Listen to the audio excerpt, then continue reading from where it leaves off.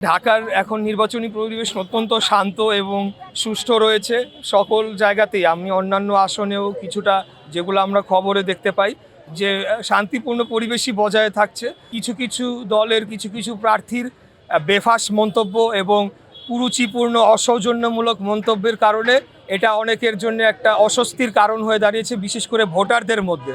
এবং অনেক ক্ষেত্রে দেখা গিয়েছে আমাদের সম্মানিত কোনো নেতৃবৃন্দের প্রতি কুরুচিপূর্ণ মন্তব্য করলে সেটি তো অবশ্যই তাদের যারা ফলোয়ার্সরা রয়েছেন তাদের তো এটা অস্বস্তির কারণ এবং তাদের জন্য একটা রাগের কারণ হতে পারে। তো সেইখান থেকে আমরা চাই না যে এটা কোনো সংঘর্ষের রূপ নেক।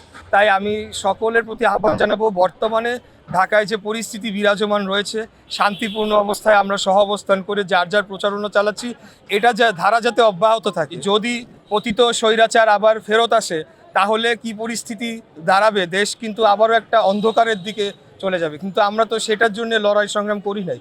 আমরা লড়াই সংগ্রাম করেছি একটা গণতান্ত্রিক বাংলাদেশ গড়ে তোলার জন্য, যেখানে সবাই সহ অবস্থান করবে, দেশটা সকলের জন্য সমান হবে, আমরা ন্যায় বিচার পাবো এবং এখানকার বাসযোগ্য পরিবেশটা সেটা যাতে ভালো হয়, দিনকে দিন ভালো হয়। বাঁচা মরা মহান আল্লাহ তাআলার হাতে।